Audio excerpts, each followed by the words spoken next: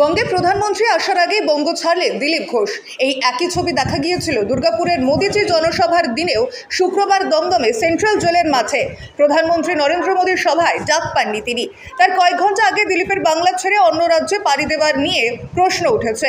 এদিন কলকাতা বিমানবন্দরে এই নিয়ে প্রশ্নের মুখেও পড়তে হয় তাকে। বিমান থেকে কি প্রধানমন্ত্রীর বাংলা সফরের দিন অন্য রাজ্যে যাচ্ছেন তিনি? বেঙ্গালুরু উড়ে যাওয়ার আগে উত্তর দিয়ে গেলেন বঙ্গ বিজেপির প্রাক্তন রাজ্য সভাপতি। তিনি আমি যাচ্ছি ব্যাঙ্গালোর শ্রী শ্রী রবিশঙ্করজির সঙ্গে দেখা করতে। অনেক দিনের পেন্ডিং ছিল, তারা ডেট দিয়েছেন আমাকে, আজকে চিঠি দিয়েছেন দেখা করার জন্য। তো সেই জন্য ব্যাঙ্গালোরে রওনা হচ্ছি, কালকেই ফিরবো। কিন্তু আজই কেন?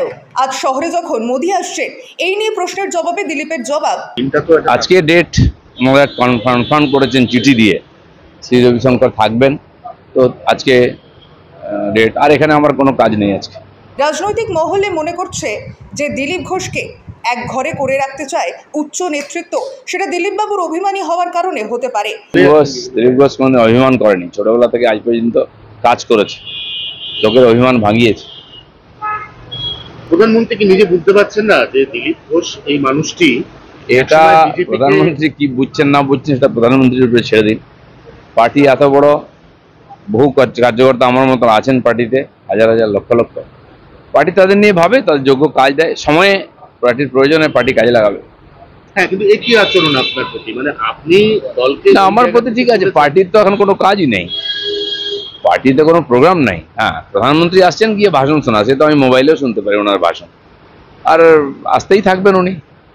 তার সঙ্গে ভাষণ শোনার জন্য যাওয়ার দরকার নেই, অন্য কাজ যখন দেবে পার্টি সেই কাজে লেগে যাবো।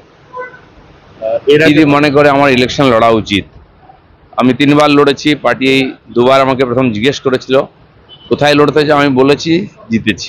3য় বার পার্টি বলে দিয়েছে ওখানেই লড়তে হবে, আমি লড়েছি, জিতিনি। তো পার্টি, আমরা কার্যকর্তা, পার্টি যারা ডিসিশন নেন তার উপর পুরো ভরসা আছে। তারা যেটা বলবেন ঠিক আছে, যদি বলেন যে তোমার ইলেকশন লড়ার দরকার নেই, অন্য কাজ করো, ওকে। তো সেই জন্য ওটা নিয়ে খুব বেশি চিন্তা করি না। পশ্চিমবাংলার মানুষ পরিবর্তন চাইছেন। এখানে যে ধরনের অনাচার চলছে, যে ধরনের প্রশাসনিক আর মানে অব্যবস্থা চলছে, ভেঙে পড়েছে, পরিবর্তন চাইছেন। ভারতীয় জনতা পার্টিকে আমরা দাঁড় করে দিয়েছি বিরোধী পার্টি হিসাবে। আমরা যোগ্য ক্ষমতায় আসার জন্য, সুশাসন দেওয়ার জন্য। এবার মানুষের আশীর্বাদ চাই, সেটা আমরা পরিশ্রম করে তাদের কাছ থেকে চেয়ে নেব। রাজনীতির কারবারিরা বলছেন 26-এর নির্বাচনে এই ইস্যুকে হাতিয়ার করতে পারে রাজ্যের শাসক দল। এদিন বেঙ্গালুরু উড়ে যাওয়ার আগে দিলীপ বলেন, আঞ্চলিক পার্টিগুলির আদর্শ নীতি, সংবিধান কিছুই থাকে না, কিছু লোকাল ইস্যু নিয়ে দলগুলি তৈরি হয়, লোকাল ইস্যু নিয়েই ভোটে দাঁড়ায়। প্রতিবার নতুন ইস্যু আনে, সমাজ বা দেশ নিয়ে ভাবে না, রাজনীতির চিন্তা করে। দেশ ভাঙলো কি রইল, এইসব কিছুই চিন্তা করে না। তৃণমূলের মতো পার্টি যতদিন থাকবে এই আঞ্চলিকতার রাজনীতি করবে। ধরনের যারা, যেগুলো আঞ্চলিক পার্টি, না তাদের কোনো আদর্শ, না নীতি, না অর্থনীতি, না সংবিধান, কিছুই থাকে না। কিছু লোকাল ইস্যুকে নিয়ে ওরা তৈরি হয়, লোকাল ইস্যুকে নিয়ে তারা রাজনীতি করে, আর যতদিন চলে ওটা চলতেই থাকে। সেই জন্য প্রত্যেকবার নতুন নতুন ইস্যু আনবে ওরা। সমাজের, দেশেরও চিন্তা করে না ওরা, ওরা রাজনীতির চিন্তা করে। দেশ ভাঙলো কি থাকলো, দেশের ক্ষতি হলো কি লাভ হলো, সমাজের কি হলো, কিছু যায় আসে না। তো টিএমসির মতো পার্টি যতদিন থাকবে তারা এই ধরনের আঞ্চলিক আর বিচ্ছিন্নতাবাদের রাজনীতি করবে। কিন্তু বাংলার রাজনীতিতে তো এরকম ভাবে এর আগে কোনোদিন বাঙালি বনাম অবাঙালি লড়াই দেখা যায়। পশ্চিমবাংলার মানুষ অনেক চিন্তাশীল, জাগ্রত, দূরদর্শী, তাই তারা এখানে ব্রিটিশদের বিরুদ্ধে আন্দোলন শুরু করেছিলেন।